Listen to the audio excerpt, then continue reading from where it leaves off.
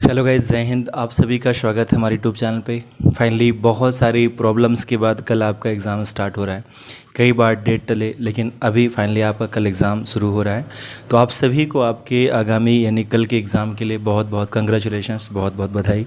आपको अपने एग्ज़ाम अच्छे से करने हैं। क्या कैसे करना है, जो क्वेश्चंस नहीं आ रहा है उसके लिए क्या करना है, वो सारी बातें आज के इस वीडियो में हम आपसे करने वाले हैं। तो फाइनली गाइस, इस बात को हमेशा ध्यान देना, आपकी जो लेखन शैली होती है वो बहुत ज़्यादा मैटर करती है आपके एग्ज़ाम के लिए। सबसे पहली बात तो यह है कि कल आप अपने एग्ज़ाम्स देने जा रहे हैं और आज ही उस एग्ज़ाम की प्रिपरेशन होनी चाहिए। प्रिपरेशन इन द सेंस कि आपको क्या क्या लेके जाना है। आपके पास जो भी ज़रूरत की चीज़ें हैं, जो आपके एग्ज़ाम्स की नीड्स होती है, लाइक आपके पास एक ब्लू पेन होना चाहिए, एक ब्लैक पेन होना चाहिए। अल्टरनेट भी आप रखिएगा, 1 से 2 पेन बढ़ा लीजिएगा, क्योंकि कभी कभी क्या होता है पेन प्रॉपर नहीं चल रहा होता है, तो उस केस में आपके पास दूसरा पेन भी होना चाहिए। तो आप कोशिश करिएगा 2 से 3 पेन आपके पास रहें। ब्लू और ब्लैक पेन लेना है। इसके लिख लीजिएगा लाइन जो आप साइड में क्लिक करते हैं उसके लिए, क्योंकि दूसरे से मांगने से बेटर है कि आपके पास वो चीज़ें होनी चाहिए। तीसरी बात है, आपके पास आपका एडमिट कार्ड और एक आइडेंटिटी कार्ड भी आपके पास होना चाहिए। इतनी ही चीज़ें आपको लेके जाना है जो आपके एग्ज़ाम्स की रिक्वायरमेंट है। उसके बाद बात करते हैं आपके एग्ज़ाम्स के जो पेपर आएंगे, उन पेपर्स में आपको क्या करना है, कैसे अपनी कॉपी को लिखना है, कितने पेज में किस क्वेश्चन का आंसर देना है। तो गाइज़, जो आपके लॉन्ग टाइप के क्वेश्चंस आएंगे उनका आंसर आपको 4 to 5 पेज में लिखना है। यानी कोशिश करिए कि उनका आंसर आप 5 पेज में लिखें, जो आपका लॉन्ग टाइप का क्वेश्चंस होगा। जो आपके शॉर्ट टाइप के क्वेश्चंस होंगे उनका जो आपको लिखना है 2.5 से 3 पेज में, या 3 से 3.5 पेज में कह सकता हूँ। 3 पेज से 3.5 पेज कोशिश करना कि 3 पेज हो जाए अप्रोक्स, मतलब मिनिमम आपके 3 पेज हो जाएँ। 3 या 3.5 पेज आप लिख देना, 3.5 पेज आप इतना लिखिएगा।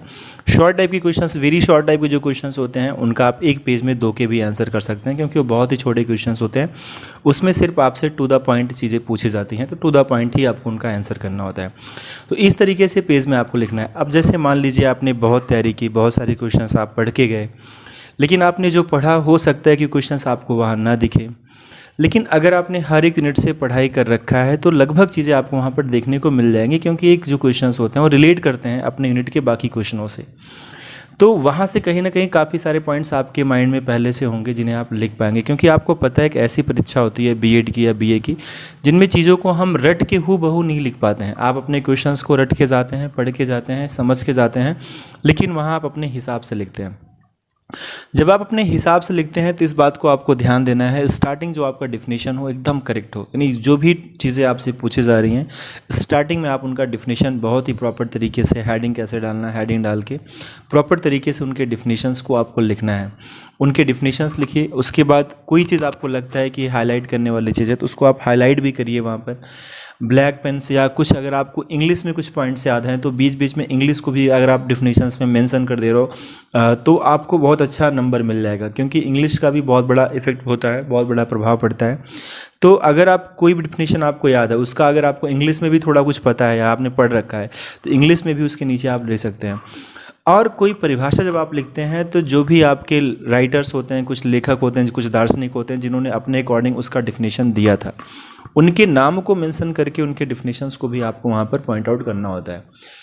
आप लिखिएगा, हो सकता है कि एग्जैक्ट चीज़ें ना रहे, लेकिन उसको रिलेट करनी चाहिए और उनके वर्डों में ही वो चीज़ें होनी चाहिए हालांकि, लेकिन फिर भी अगर किसी दार्शनिक का नाम पता है तो उस दार्शनिक के नाम के सामने उसके डिफिनेशंस को आप ज़रूर वहाँ पर लिखिएगा। ये सारी चीज़ें आपके लिए बहुत ज़्यादा इंपॉर्टेंट रहेंगी। बहुत छोटी चीज़ें होती हैं बट बहुत सही होती हैं।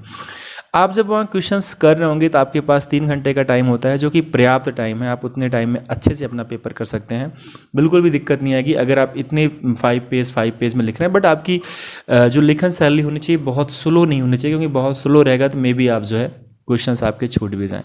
और हाँ, दूसरी बात, इस बात को भी ध्यान देना कि एक भी क्वेश्चन आपका छूटना नहीं चाहिए, क्योंकि अगर आप क्वेश्चन छोड़ दोगे तो वहाँ पर समस्याएं आ जाएंगी, आपको उसमें 0 मार्क्स मिल जाएगा। तो क्वेश्चन तो एक भी नहीं छोड़ना है। अगर सेक्शन ए में जितने क्वेश्चंस करने उस ए में करना, बी में जितना करना उतना पूरा बी में करना, सी में सेक्शन में जितने क्वेश्चंस करने वो सारे क्वेश्चंस आप करिएगा। क्वेश्चन कोई मत छोड़िएगा, हर एक क्वेश्चन को लिख के आना है। जो क्वेश्चंस नहीं आ रहा है उसको याद करिएगा, थोड़ा बहुत उसको रिलेट करके उनके डिफिनेशंस को पहले पेज में प्रॉपर तरीके से लिखने की कोशिश करिएगा। उसके बाद अगर आप उसको रिलेट करके हेडिंग्स बना के भी अगर आप लिख रहे हैं तो कोई इशू नहीं है, बट आप सारे प्रश्नों को लिखना है। कोई भी क्वेश्चंस आपको छोड़ के नहीं आना है। कोई क्वेश्चन नहीं आ रहा तो उसको भी लिखना है, क्योंकि आप जो डिफिनीशंस पढ़ के जाते हैं उनको आप अपने अकॉर्डिंग ही लिखते हैं, तो कोई क्वेश्चन नहीं भी आ रहा है तो उनको भी आप खुद से कोशिश करिएगा कि उनको आप समझ के, जिस टॉपिक के बारे में पूछा जा रहा है उसको आप समझ के वहाँ पर लिखें आप। अगर आप अपनी हैंड राइटिंग अच्छी रखते हैं, अगर आप प्रॉपर तरीके से जैसे पैराग्राफ लिखे जाते हैं छोड़ने के बाद जो आप अगला स्टार्ट करते हैं, उन सारी चीज़ों को अगर आप फॉलो कर रहे हैं और प्रॉपरली कहीं अगर फिगर बनाने की ज़रूरत है, अगर आप वहाँ पर फिगर भी मेंशन कर रहे हैं तो ये 100% डन है, आपको नंबर बहुत अच्छे मिलेंगे। लेखन शैली बहुत मैटर करती है, मैं बार बार कह रहा हूँ।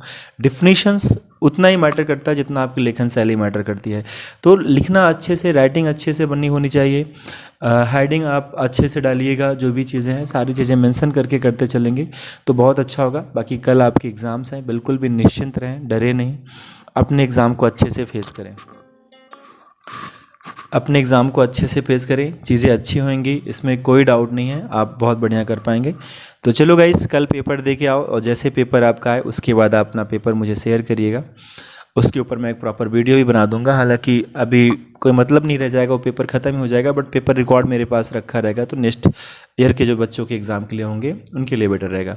सो गाइज़, आज के लिए इतना ही, मिलते हैं। कुछ और भी वीडियोस आपको चाहिए तो आप बताइएगा।